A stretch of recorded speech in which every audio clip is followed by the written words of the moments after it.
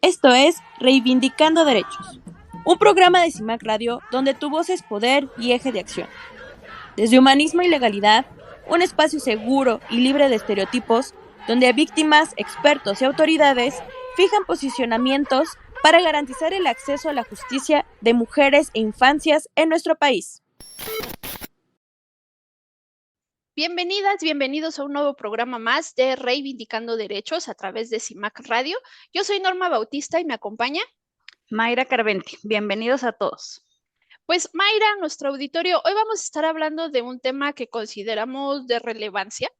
Trae muchos temas relacionados a partir del acceso a la justicia y cómo garantizar la misma. Entonces, hoy vamos a estar platicando de los derechos humanos de las personas con discapacidad que se ven involucrados en un proceso penal. Y hoy también tenemos un invitado especial. Entonces, ¿te parece bien si empezamos a dar toda la temática, May? Sí, vamos a arrancar porque cada programa es muy interesante, cada programa tratamos de traerles temas que pareciera que no se ven, pero cuando uno los comienza a vivir, te das cuenta a lo que te enfrentas. Y pues bueno, las personas con discapacidad enfrentan múltiples barreras en muchos aspectos, pero bueno, trasladándolo ya al aspecto del acceso a la justicia, pues imagínate, ¿no? ¿Qué de barreras ellos enfrentan y pues más en nuestro país, porque seguramente en otros países, ¿no? Hay una mayor accesibilidad para todos y bueno, estas barreras aquí en México, ¿qué incluyen? Bueno, pues incluyen la falta de ajustes razonables. También es importante que, aunque muchas personas dicen que ya no existe, pero sí, existe una discriminación y esta discriminación es estructural y es un desconocimiento de su capacidad jurídica que tienen, ¿no? Entonces, a pesar de los avances normativos, pues persisten prácticas que vulneran sus derechos y especialmente cuando son víctimas imputadas o testigos dentro de un proceso penal. Debemos de precisar que la definición de persona con discapacidad, es que es importante comenzar por ahí, ¿no? Ya hablamos de estas barreras, pero tenemos que iniciar. ¿Qué es una persona con discapacidad? Bueno, se encuentra en la Convención sobre los Derechos de las Personas con Discapacidad de las Naciones Unidas y esta fue adoptada en el 2006 y México la ratificó en el 2007. Entonces, las personas con discapacidad incluyen a aquellas que tengan diferencias físicas, mentales, intelectuales o sensoriales a largo plazo que al interactuar con diversas barreras puedan impedir su participación plena y efectiva en la sociedad, en igualdad de condiciones con los demás. Entonces, si para uno a veces es complicado, ¿no? Entonces, las personas que tienen pues estas diferencias o estas deficiencias físicas, mentales, pues sí, es más complicado aún. Entonces, no olvidemos que nuestra Constitución establece en el artículo primero, que todos sabemos esta gran reforma de este artículo, la prohibición de toda la discriminación motivada por discapacidad. Y el artículo 20 también garantiza los derechos de las víctimas y de las personas imputadas, incluyendo el derecho a un debido proceso y a la asistencia jurídica adecuada. Entonces, están protegidos por todos lados, ¿no? Tienen todo el derecho de hacer, de participar, pero también ellos tienen el derecho a no ser discriminados por pues por este contexto de discapacidad. Entonces, así todo este marco jurídico mexicano, el acercamiento a las personas con discapacidad al sistema de justicia penal se contempla desde diversas perspectivas, principalmente bajo un enfoque de derechos humanos, de accesibilidad, de igualdad y no discriminación.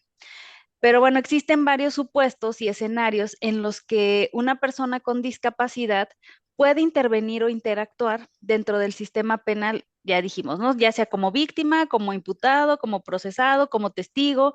Y la ley establece obligaciones específicas para garantizar su acceso efectivo a la justicia. Entonces, están cubiertos por todo el tema jurídico, ellos están protegidos y se deben de tener estas obligaciones específicas para garantizarlo. Pero bueno, ¿cuáles son estas obligaciones? Ya, y si tú nos puedes platicar un poquito más, por favor, Sí, Norma. claro, esto lo vamos a encontrar, como bien mencionabas, tanto en la ley general como en el Código Nacional de Procedimientos Penales. Em, Claro, vamos a hablar, por supuesto, de lo que dice la ley, ¿verdad? Porque cuando ya eso lo cruzamos con si es efectivo o no, bueno, ya esa es otra cuestión interesante, ¿no? Pero bueno, si nos vamos a la mirada de las personas con discapacidad en su calidad de víctimas u ofendidos, estamos hablando en la ley general habla de este reconocimiento que deben de tener como víctimas en una situación especial de vulnerabilidad y que obliga al Estado a brindar ajustes razonables en cuanto a asistencia, accesibilidad, para que justamente puedan ejercer sus derechos de manera paritaria en un procedimiento penal. Por su parte, el Código Nacional de Procedimientos Penales, bueno, esto lo vamos a encontrar en la ley general, en el artículo cuarto, en la fracción séptima y en el artículo 49. En el Código Nacional de Procedimientos Penales, en el artículo 109 y 110, se habla precisamente de estas medidas especiales de protección y de asistencia que incluyen el tema de intérpretes, apoyos técnicos, personal capacitado para pues, garantizar esta participación efectiva. Cuando estamos hablando como imputados o procesados o tienen la calidad de imputados o procesados, el Código Nacional de Procedimientos Penales en el artículo 113 y en el 114 habla de que si tenemos una discapacidad que está presentando el imputado, entonces, y que si esta discapacidad afecta tanto la comprensión o la participación dentro del proceso, entonces el juez es el que debe de pues, ordenar todos estos ajustes necesarios que incluirán peritajes médicos, apoyo y igual asistencia especializada. Además, para garantizar que tengan esta defensa adecuada, pues el defensor tiene que estar capacitado, tiene que contar con los intérpretes y que pues se adapten los ajustes necesarios al procedimiento a partir del principio pro persona. Si estamos hablando de un testigo, de un participante procesal, pues nos tenemos que ir al Código Nacional de Procedimientos Penales, en específico en el artículo 218 y 219. Este nos habla de adoptar medidas especiales para la toma de declaraciones de las personas con discapacidad, incluyendo el uso del lenguaje accesible, los intérpretes de lengua de seña o los facilitadores de la comunicación, o en su caso, las videograbaciones para pues tener ahí en reserva el testimonio. Sin embargo, lo que sí también podemos darnos cuenta un poco es que sí, las personas con discapacidad han estado pues sujetas históricamente a diferentes estigmas y prejuicios, visiones asistencialistas o meramente médicas que pues los consideran como sujetos de compasión y caridad y no como verdaderos sujetos plenos de derechos que puedan hacer valer los mismos en un procedimiento. Y esto también ha limitado su participación en la vida pues, social, política y jurídica, y esto lo único que hace es generar las exclusiones estructurales, la reproducción de barreras. En todos los ámbitos que incluso pues tiene un impacto en el sistema de justicia. Sin embargo, pues el enfoque de derechos humanos sí busca esta transformación pues cultural, pues aquí sí vamos a tener un reconocimiento pleno, ¿no? De las personas con discapacidad como titulares de derechos, con el reconocimiento de esta autonomía, de la capacidad jurídica y que también, pues, tienen al ser, pues, individuos, ¿no? Sí, con una discapacidad, pero eso no merma su posibilidad de formar parte de la sociedad, pues tenemos que estar trabajando en la eliminación de estereotipos para pues evitar esta discriminación y trabajar en la inclusión, exigiendo también a las instituciones, tanto públicas como privadas, que hagan lo necesario y lo conducente para que pues logremos materializar esta igualdad sustantiva y la accesibilidad universal.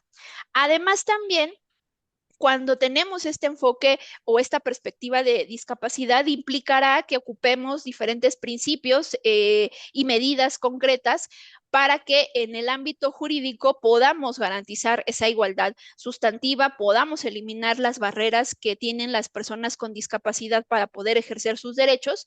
Y entonces aquí es donde entran como en mayor énfasis lo que platicabas, ¿no? Los ajustes razonables, los temas de accesibilidad, la interdicción de la discriminación por motivos de discapacidad, la capacidad jurídica, hacer la aplicación. Aquí también cobra mucho sentido el principio pro persona, y todo eso evidentemente hará que pues las leyes se apliquen con el enfoque especial y diferenciado de este colectivo del que estamos platicando. Entonces, pues acá sí es importante también en consideración que hay que cruzar pues todas las metodologías como las hemos estado abordando a lo largo de los programas, el tema de un poco hablar de la interseccionalidad, ¿no? Sí, bueno, es una persona con discapacidad, pero qué otras circunstancias pues tienen que ver con la reducción de derechos, ¿no?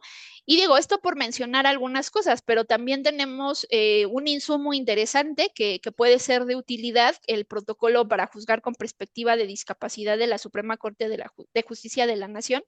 Pues ahí habla de toda la parte dogmática, del tratamiento de las personas con discapacidad desde este enfoque especial y diferenciado, cómo debe de ser esta justicia igualitaria, libre de barreras físicas, tecnológicas, comunicativas, de actitud, ¿no? También de las personas, porque volvemos a lo mismo, no es que las personas se tengan que ajustar a la justicia, sino cómo la justicia se adapta a las condiciones particulares de las personas. Pero además la Suprema Corte tiene muchas otras herramientas, ¿no? Porque pues también desde ahí nos pueden ayudar a este entendimiento cabal, ¿no? Acá sí este protocolo enfatiza en la necesidad de valorar la capacidad jurídica en todos los casos y pues evitar supuestos automáticos de incapacidad, siempre privilegiando pues la voluntad y la preferencia de las personas, y pues establece las obligaciones de las autoridades para actuar con debida diligencia a partir de este contexto. Pero andamos sobre los tiempos, ¿no, May? Sí, sí, sí, ya nada más sería interesante decir que, pues ya con que la mayoría de las autoridades lo leyera, ya Ya de con eso. perdido, ¿no? Ya de Sí. perdido. Pues Ujú. bueno, vamos a una pequeña pausa comercial. Recuerden que nos pueden estar escuchando a través de cimacradio.org y que nos pueden buscar a través de las redes sociales de CIMAC, o en su caso, pues llamarnos al número de cabina 55 35 08 47 61, 55 35 08 47 61. Estamos en Reivindicando Derechos. Volvemos. En CIMAC Radio queremos escucharte. Queremos escucharte. Queremos escucharte. Comunícate con nosotras al 5535 08 47 61. 5535 08 47 61. Y déjanos conocer tus opiniones sobre nuestra programación. CIMAC Radio, periodismo con perspectiva de género. Bueno, pues estamos de regreso. Ya hemos platicado qué son las personas con discapacidad, cuáles son estas barreras a las que se enfrentan a la hora del acceso a la justicia. Ya nos hiciste tú también un planteamiento de todas las obligaciones estatales, de este documento tan importante que tiene la Suprema Corte, que es el protocolo. Y pues bueno, yo les voy a platicar ahorita en este bloque cuál es el derecho de las personas o cuáles son los derechos que tienen las personas con discapacidad.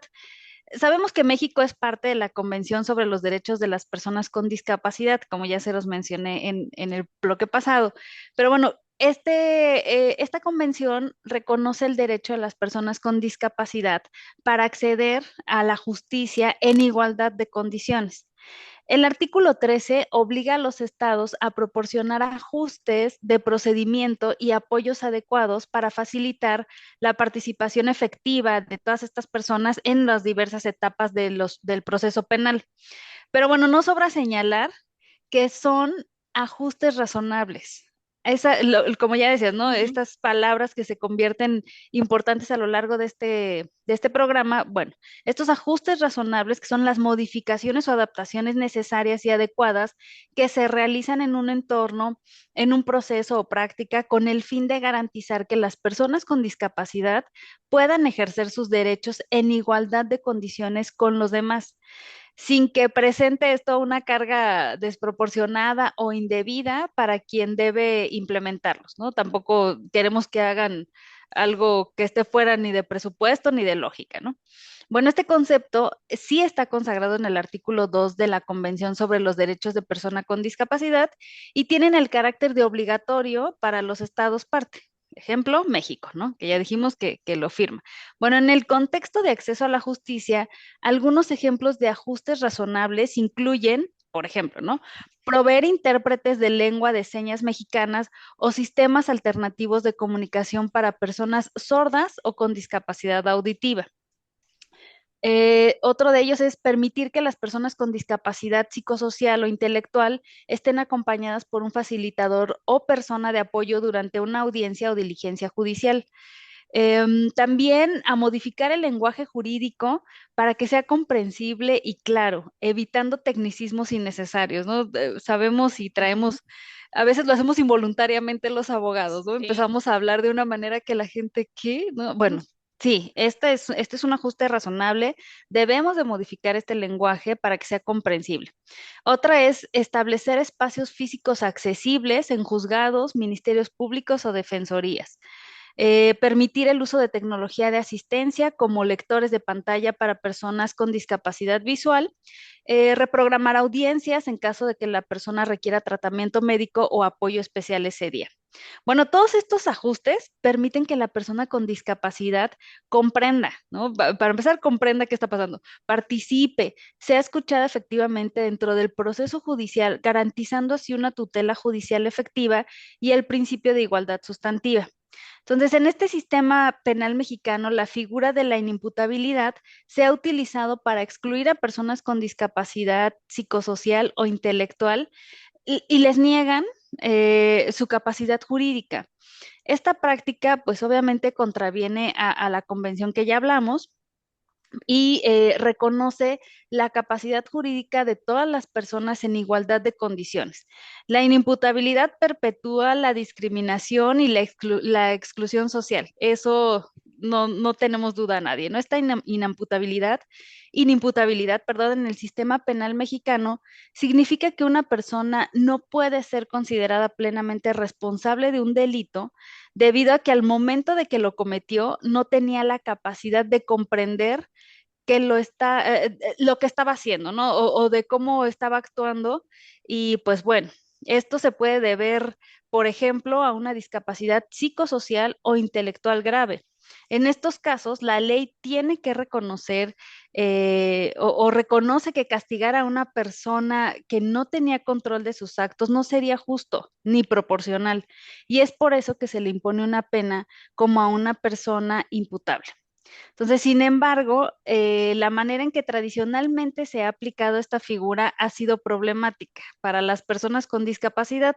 Muchas veces se les ha considerado automáticamente inimputables y en lugar, pues, de proteger sus derechos, se les ha encerrado en instituciones psiquiátricas por tiempo indefinido, no llevan un juicio justo, no tienen garantías, lo que pues obviamente a qué equivale a una discriminación y a una privación arbitraria de la libertad.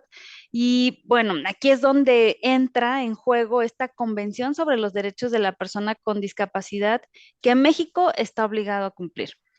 La convención establece que las personas con discapacidad tienen capacidad jurídica en igualdad de condiciones que las demás personas y deben de ser tratadas como sujetos de derecho, no como objetos de tratamiento. Y esto implica que algunas personas puedan requerir apoyos para participar en un juicio o comprender el proceso. No deben ser automáticamente excluidas ni privadas de sus garantías procesales por el solo hecho de tener una discapacidad. Entonces, si el sistema penal mexicano debe adaptarse para juzgar con perspectiva de discapacidad, haciendo estos ajustes razonables y evitando el abuso de la inimputabilidad como excusa, ¿no? Para encerrar o marginar a quienes requieren un trato digno y justo.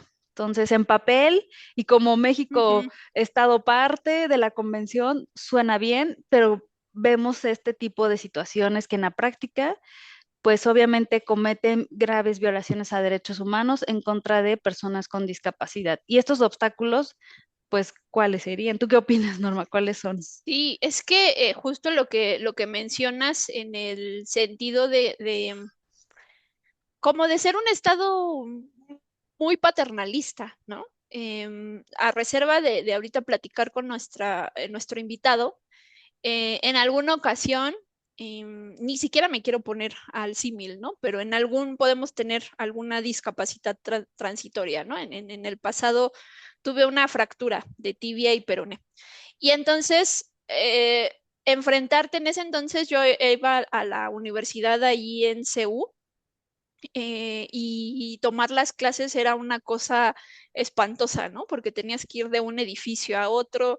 Te puedo decir que los meses que estuve con la pierna enyesada, ¿no?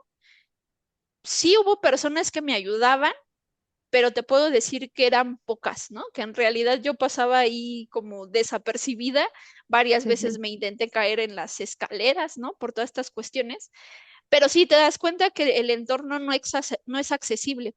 Pero esto lo saco a colación porque meses después, bueno, más bien años después, una compañera, ya cuando estábamos en la maestría, una compañera se había lastimado también una pierna, ya no fue una fractura, y entonces decía, es que la universidad tiene que salir por mí hasta donde pueda pasar vehículos, eh, poner a una personal para que me asista y luego de ahí llevarme hasta mi salón, y esperarse por si yo quiero ir al baño o algo así, y si no, regresar por mí a la hora de la salida, ¿no? Y entonces decíamos, no, es que o sea, tú lo que estás buscando es un privilegio, ¿no? No Sí, estamos no, no, diciendo no. que no Ujú. necesites de pronto, que no haya accesibilidad y pues de pronto eso complica, pero de ahí a generar estas condiciones y lo que empecé yo a abordar en estas temáticas de las personas con discapacidades, un poco enfocarnos a lo que de alguna manera su condición sí les permite hacer para que se vuelvan autónomos, ¿no? Y que de alguna forma pues puedan trabajar, o puedan entrar a algún mecanismo, herramienta, no sé, ¿no? Procedimiento y demás. Ujú. Pero no mirarlo desde la mirada o desde la forma en cómo lo veía esta compañera que les platico, porque entonces era, y como tengo una discapacidad, casi, casi llévenme, ¿no? Por eso No, son ajustes razonables, ¿no? Por eso, esa es la exactamente. palabra, razonable. Ujú. Exactamente. Entonces, en cuanto al acceso a la justicia, pues sí, esta cuestión de falta de intérpretes de lengua de señas, documentos en formatos accesibles, los apoyos adecuados durante los procesos penales, pues todo esto, si no lo tenemos, como bien lo referías tú, limita la participación efectiva, vulnera los derechos al debido proceso, pero también seguimos teniendo muchos prejuicios, muchos estigmas en cuanto a cómo de pronto tratamos a las personas que tienen una discapacidad, y eso sí afecta tanto la percepción como el trato que tenemos hacia ellas, y en ocasiones se pueden dar estas pues prácticas discriminatorias que a veces negamos, ¿no? Y que en ocasiones pues se puede traducir también en una negación de denuncias o en la falta de credibilidad de testimonios. Por fortuna, como les decía, sí tenemos herramientas que, bueno, como May decía, pues al menos que las lean las autoridades, por favor, ¿no?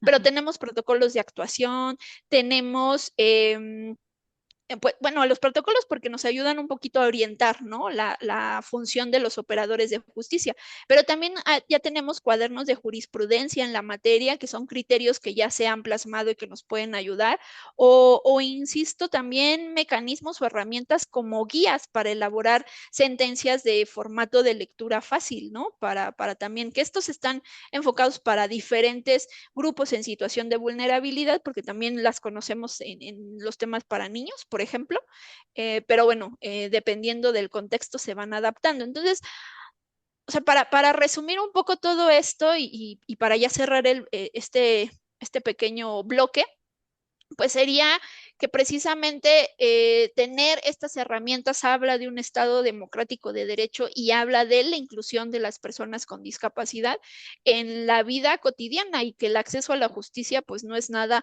alejado, ¿no? Y que cuando de pronto también ellos son víctimas de algún hecho delictivo, de una violación a derechos humanos, pues entra esta obligación reforzada del Estado, ¿no?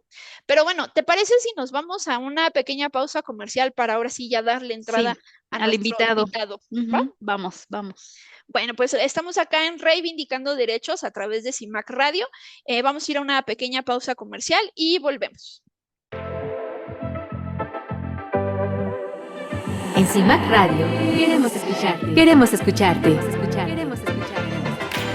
Comunícate con nosotras al 5535 0847 61. 5535 0847 61. Y déjanos conocer tus opiniones sobre nuestra programación. CIMAC Radio, periodismo con perspectiva de género. Regresamos de esta pequeña pausa comercial. Estamos en Reivindicando Derechos a través de CIMAC Radio y hoy estamos platicando sobre los derechos humanos de las personas con discapacidad que se ven involucradas en un proceso penal. Y hoy tenemos de invitado a Cristóbal Sánchez Calvillo. Le damos mucho, pues la bienvenida, las gracias por estar acá, Sí. por haber, pues participar con nosotras y explorar un poquito estas temáticas. Cristóbal, bienvenido. Bienvenido, Hola, buen Cristóbal. día. Buen día, Maya. Buen día, Norma. Muchas gracias por la invitación. Pues voy a leer un Gracias. poquito tu semblanza, Cristóbal. Él es psicólogo con 12 años de experiencia en la administración pública, es experto en procesos de capacitación y profesionalización del capital humano, es consultor en accesibilidad e inclusión para el sector turístico, es fundador del Instituto Mexicano de Turismo y Accesibilidad y autor del libro Crónicas de Accesibilidad, Los muros que derribamos y activista de los derechos de las personas con discapacidad.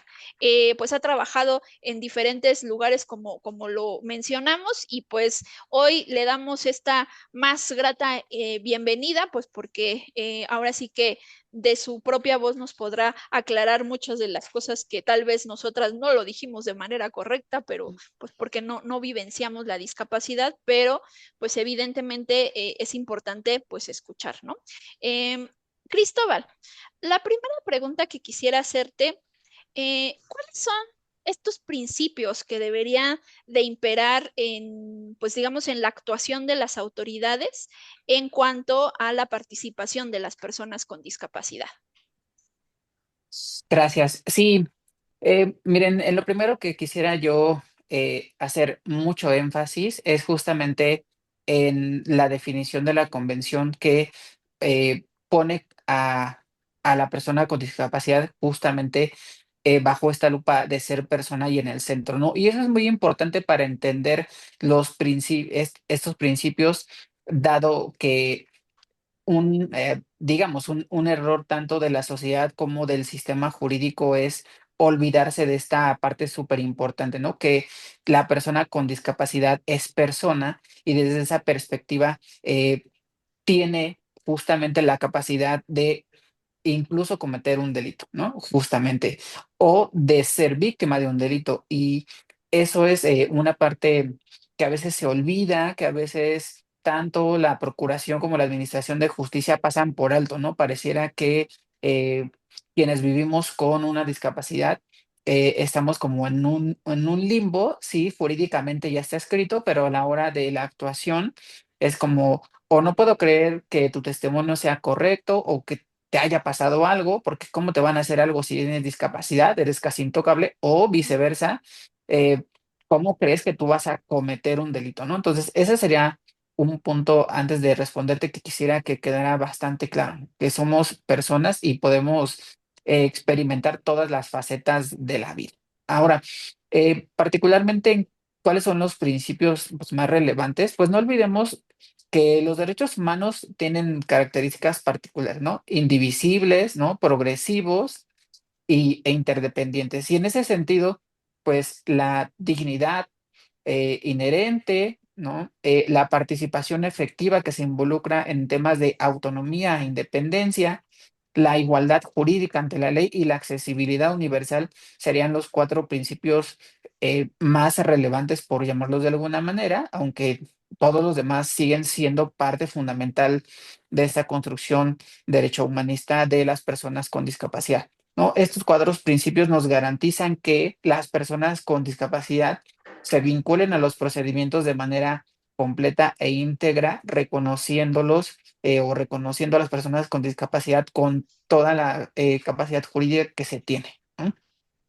Ok. Cristóbal, yo estaba leyendo tu currículum y le decía a Norma que me llamó mucho la atención porque pues eres una persona muy preparada, pero además que esa preparación la pones también al servicio público. Y leí que pues tú has diseñado políticas públicas de inclusión para personas con discapacidad. ¿Qué es lo que tú, qué es lo que tú dices? Esto no debe de faltar en una política pública de inclusión. Mira, a la hora de diseñar políticas públicas, me tocó hacerlo, por ejemplo, directamente en la Secretaría de Turismo eh, para la administración pasada en el programa sectorial. Y el enfoque que yo privilegio es la accesibilidad, ¿no? Em, Más adelante les hablaremos un poquito de eso, pero eh, creo que México sigue atrapado en esta visión de los ajustes razonables, ¿no? Como hago las cosas, construyo la política pública, desarrollo los programas sociales y después me acuerdo que debería haber respetado el principio de accesibilidad, ¿no? Y entonces esto nos lleva a muchas cuestiones que a veces son difíciles de resolver porque las cosas ya están planteadas, ¿no? Y entonces empezamos, digamos, a colocar parches, ¿no? A colocar post-its como de, se me olvidó que pues tenía que aplicar el protocolo de la Suprema Corte y entonces ahora consíguete un curso rapidísimo para que alguien sepa hablar lengua de señas, ¿no? Cuando, por ejemplo, pues la lengua de señas mexicanas es técnicamente otro idioma, como si aprendiéramos inglés, francés, italiano, etcétera, etcétera. Entonces, algo que debe ser privilegiado a la hora de diseñar cualquier política pública con perspectiva de discapacidad es entender que la accesibilidad no es un ajuste, ¿no? No es un parche, debe ser la visión, porque así lo establece el artículo 9 de la Convención y el 2 de la Ley General, que las cosas se deben diseñar desde el principio, desde pues el eje rector de la accesibilidad, ¿no? Y países, por ejemplo, he tenido la oportunidad de visitar países como Japón, España, etcétera, ya piensan en este modelo, ¿no? Como de la accesibilidad debe ser el núcleo desde donde se desarrolla la política pública o cualquier programa de intervención. Y en ese punto, Cristóbal, te quiero contar como algo ahí que hemos vivenciado, porque aparte de ser una organización de la sociedad civil, somos consultoras. Y fíjate que hace unas semanas, ahora sí que voy a aprovechar tu expertise en la revisión de procesos y procedimientos, pero estaban haciendo un protocolo justo para personas con discapacidad en un centro de trabajo, ¿no? Y entonces nos los dieron para revisar. Y ahí, y esto va relacionado justo con el tema de los ajustes razonables, ¿no? Porque entonces, además de que usaban un lenguaje incorrecto, ¿no? Estas frases de decir personas con capacidades diferentes, ¿no? Que también ahí me gustaría escuchar tu opinión. Lo que sí encontrábamos mucho era este tema de, bueno, y si la persona no se puede mover por sí misma o tiene, por ejemplo, una discapacidad visual, hay que estar con él en todo momento y ayudarle, ¿no? Y entonces yo les decía, pues es que pregúntenle al menos, ¿no? O sea, pónganlo en el protocolo, pregunten, no lo asuman como si fueran personas que de pronto es, no, como tú decías, ¿no? Es que, ¿cómo es posible, no? Tenemos que estar atrás de ellas porque no vayas, o sea, me parece que eso ya es extremo. ¿Hasta dónde es un ajuste razonable? Y esta cuestión de qué tanto los términos son importantes en esta materia. Claro. Mira, te voy a responder primero en el tema de la terminología o la denominación, ¿no? Eh, el término correcto es personas con discapacidad. Eh, ¿Y por qué? Porque ya está determinado tanto en el Tratado Internacional como en el marco jurídico nacional, ¿no? Donde se privilegia esta categoría de reconocimiento de la condición humana y la dignidad inherente, ¿no? Es decir, todos somos personas. Las condiciones o atributos que vivimos cada persona son los que generan la diversidad, ¿no? Entonces, en ese sentido es persona con discapacidad y a partir de ahí podemos integrar persona con discapacidad visual, persona con discapacidad auditiva, persona con discapacidad motriz, etcétera, ¿no? Eh, creo que este tema de personas con capacidades diferentes, como si fuéramos, no, yo soy capacidad de 1 litro, yo de medio litro, ¿no? Sí. Eso es a lo que se refiere una capacidad, ¿no? Ujú, Creo que se ha sistematizado en la sociedad pues, desde el gobierno del expresidente Fox y también bajo el modelo asistencial, perdón por la marca, pero Teletón, ¿no? El modelo ujú, Teletón.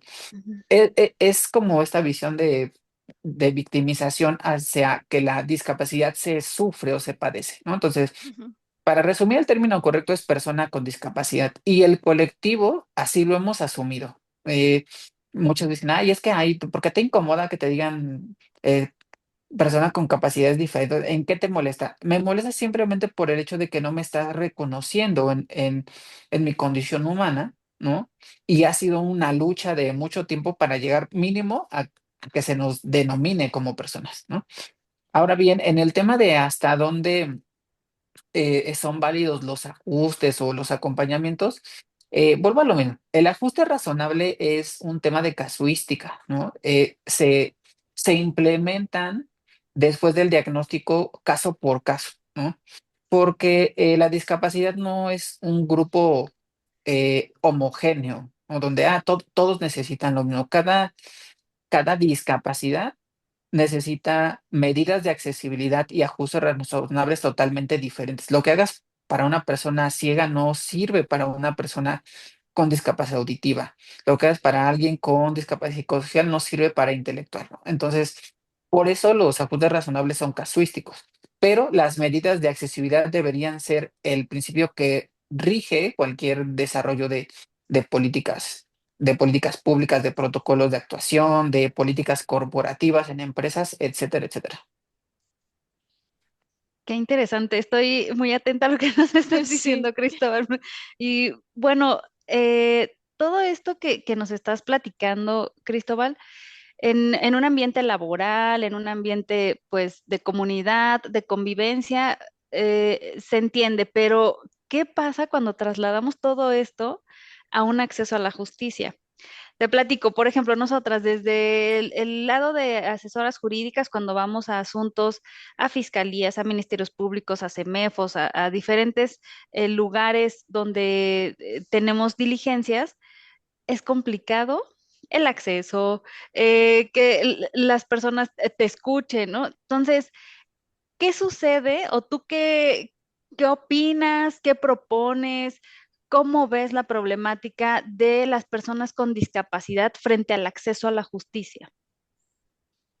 Ya, mira, la problemática del acceso a la justicia es un síntoma más de la problemática de el acceso a la autonomía en general de las personas con discapacidad. Es decir, aquí partimos de la premisa de que México es un país que está en -10 en temas de accesibilidad y de atención a las personas con discapacidad. Que para lo que sabemos, pues es técnicamente una situación vergonzosa, ya que todos sabemos que fuimos el país que impulsó la convención gracias a Gilberto Rincón, ¿no? Entonces, Ujú. eh, somos pues, el país con más recomendaciones por parte del comité, ¿no? Entonces, es una situación deplorable, ¿no? Donde pues el acceso a la justicia es un síntoma más de lo mal que está, ¿no? Y yo particularmente veo que ahora con el cambio de la reforma judicial que del 1 de junio y estas modificaciones, Si antes el juzgador, eh, el que impartía administración de justicia, no tenía el conocimiento, ahora menos, ¿no? Y peor aún en el tema de procuración de justicia, peritos, ministerios públicos, eh, acompañantes, facilitadores, etcétera, etcétera, pues están pues en otro nivel, ¿no? Tienen menos conocimiento. Entonces, ¿cuál es la problemática más grave? Que no se conoce el tema, ¿no? Que se pasa por alto. O sea, la ley general existe, sí, en letra, pero no existe reglamentación secundaria suficiente ni con la fuerza suficiente para que se materialice pues la realidad entre lo escrito y las actuaciones. Y no demerito el trabajo del protocolo de la Suprema Corte, pero en esta polarización que existe en nuestro país es como, pues eso es para la Suprema Corte y para los ministros y para los jueces privilegiados, y como es para ellos, acá en procuradurías, en fiscalías, en servicios periciales, pues no lo leemos porque ¿por qué vamos a leer algo del Poder Judicial, no? Ujú. Entonces, es esta discrepancia enorme. Y justo pues en esa línea, ¿cuáles serían las implicaciones que tú podrías detectar de la falta de accesibilidad en un procedimiento penal para una persona con discapacidad? Pues mira, las implicaciones para mí son graves, ¿no? Ujú, Porque, como yo les decía, una persona con discapacidad, eh, o sea, en última instancia es una persona, puede cometer un delito o ser víctima de un delito. Entonces, al existir toda esta falta de implementación de ajustes de medidas, es una indefensión, ¿no? Es una violación sistemática de derechos humanos y un acto de discriminación per se, ¿no? Eso significa que una persona con discapacidad no puede acceder al goce pleno de sus derechos, pero también puede ser objeto, por ejemplo, de una sentencia, ¿no? Condenatoria cuando a lo mejor no fue el caso, ¿no? O como ustedes lo mencionaban, pues desde la figura de la imputabilidad, como no sé qué hacer contigo, te mando a un centro psiquiátrico, un centro médico, un centro de rehabilitación, pensando que el problema es curarte para que entiendas lo que pasó, ¿no? Entonces, pues las implicaciones es que mientras sigamos asumiendo que la discapacidad se interpreta en este país desde el modelo médico de asistencia, no va a haber derecho que se pueda ejercer o garantizar, ¿no? Y en ese sentido, pues la justicia no está eximido de esto. claro. Cristóbal, digo, ya platicamos todo, la realidad que vivimos en México, lamentablemente, ¿no? De una manera incluso frustrante, pero quisiera saber si hay una luz en el camino. ¿Hay alguna política pública que se haya hecho bien, que vaya bien, desde tu punto, o sea, desde tu opinión? ¿Qué me dices? Sí, se ha trabajado bien en esto. ¿Hay algo en lo que se ha trabajado bien? Sí. Yo sí considero que el trabajo de la Corte, ¿no? A lo largo Ujú. de los últimos años ha sido eh, bastante importante y bastante crítico a la hora de salvaguardar los derechos de las personas con discapacidad. No nada más el protocolo de actuación en términos de procedimientos penales, sino, por ejemplo, también las tesis aisladas que garantizan, por ejemplo, que las personas con discapacidad podamos acceder a un seguro médico, a un seguro de gastos médicos mayores, por ejemplo, las tesis aisladas para que se quitara esta figura de la interdicción y se entendiera que es un proceso de discriminación al no permitir que la voluntad o la decisión de la persona con discapacidad sea el centro de las resoluciones. Entonces, creo que la Suprema Corte hasta el día de hoy ha sido ese actor que ha puesto en perspectiva cómo se debe implementar tanto la convención como la ley general.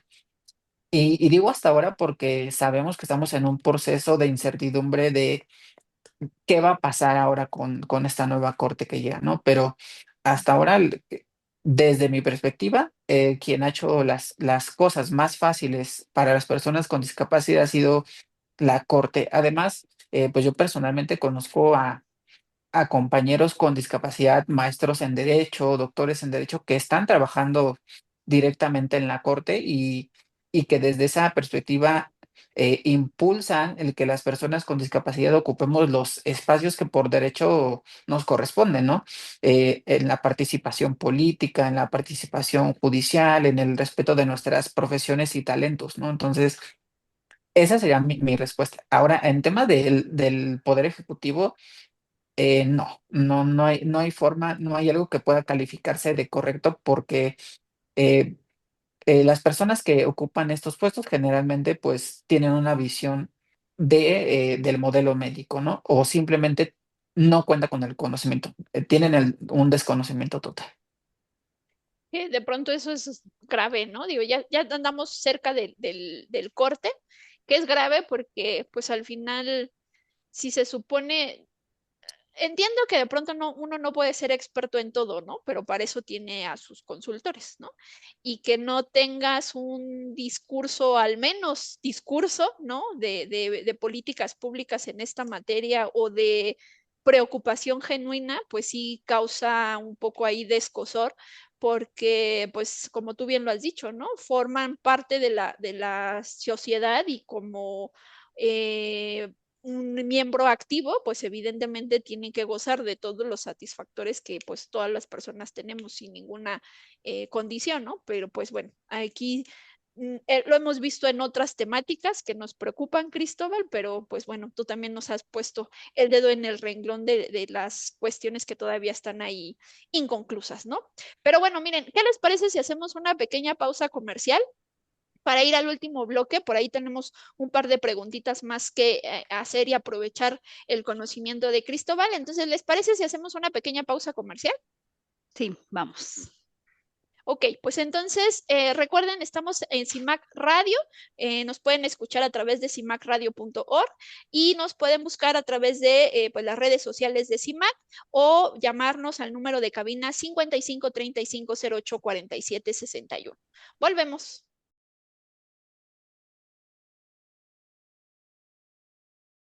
Regresamos de esta pausa comercial, estamos en Reivindicando Derechos a través de CIMAC Radio y estamos platicando de los derechos humanos de las personas con discapacidad que están involucradas en un proceso penal.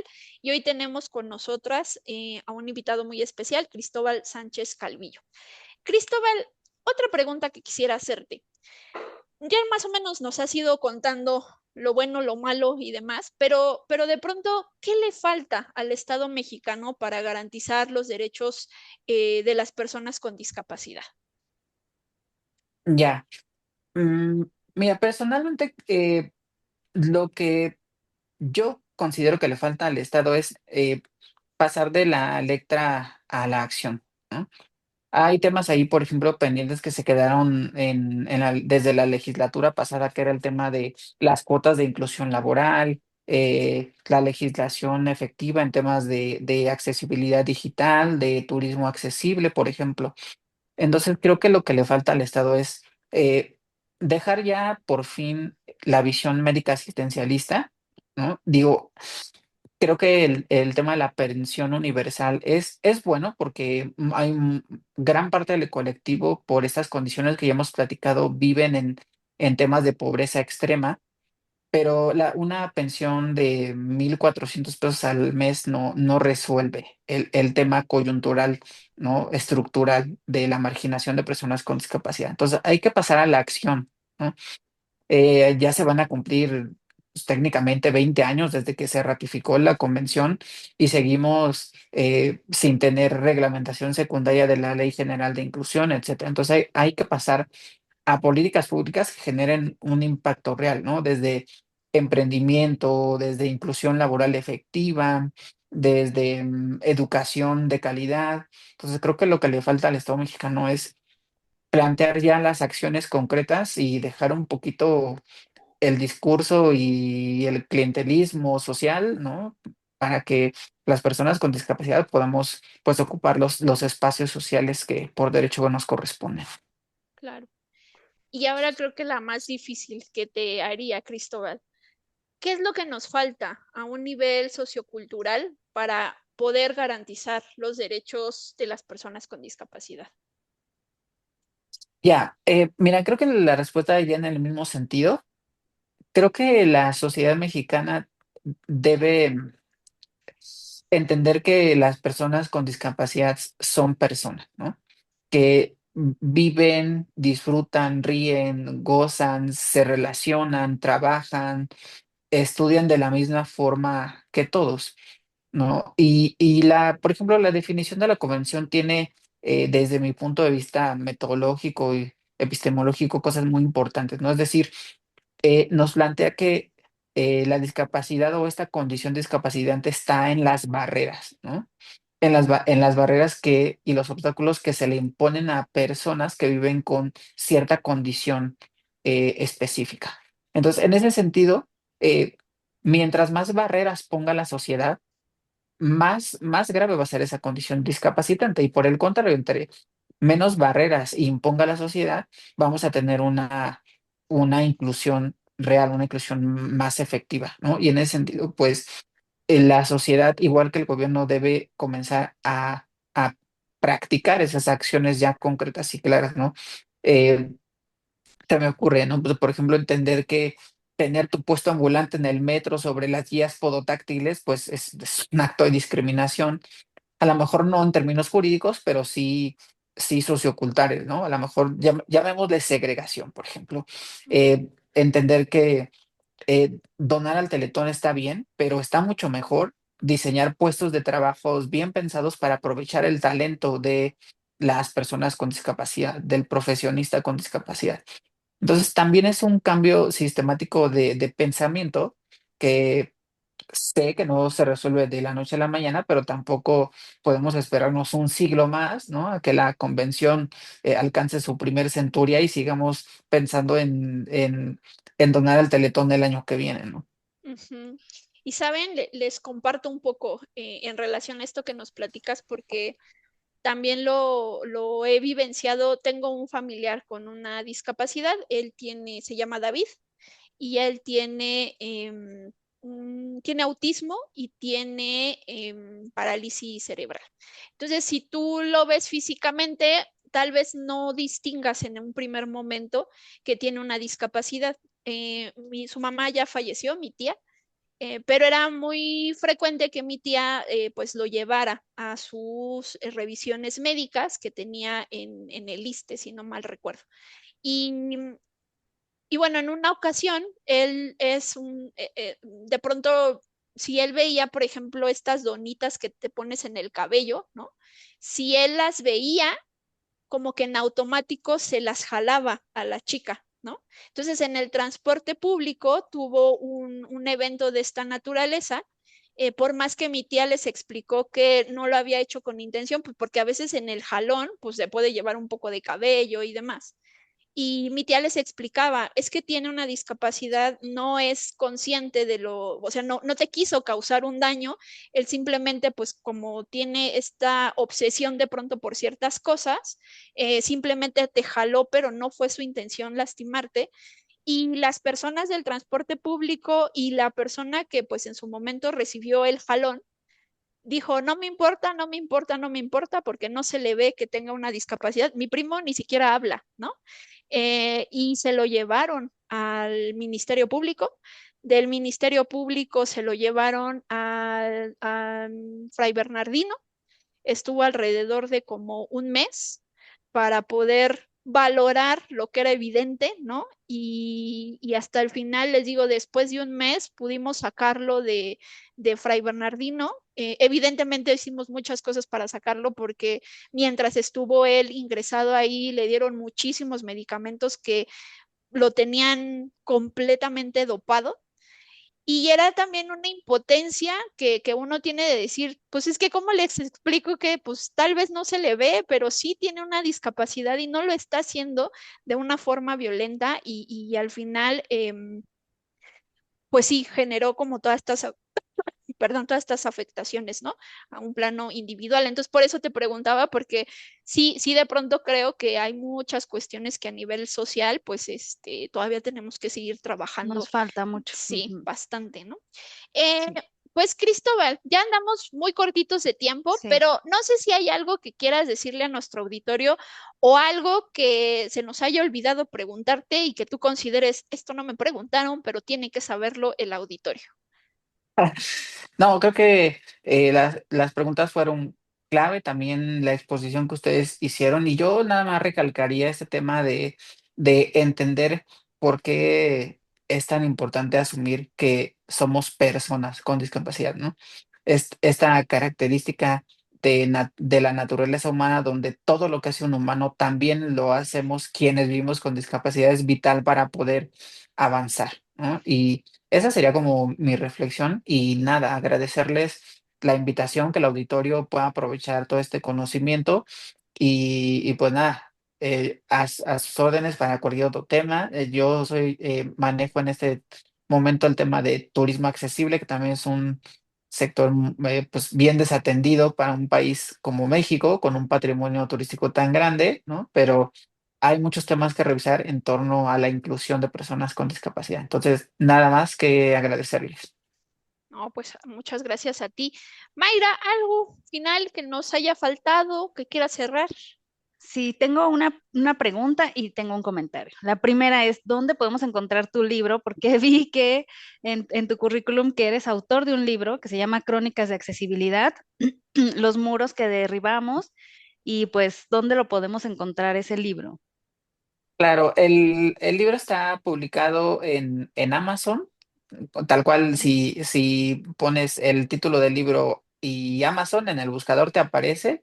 Tenemos la Ujú. versión digital y física, y la versión digital es muy especial porque está justamente diseñada con accesibilidad, ¿no? Con herramientas de texto alternativo, con herramientas para el lector de pantalla, para magnificadores, justamente pensada para que el libro fuera disfrutado también por lectores con discapacidad.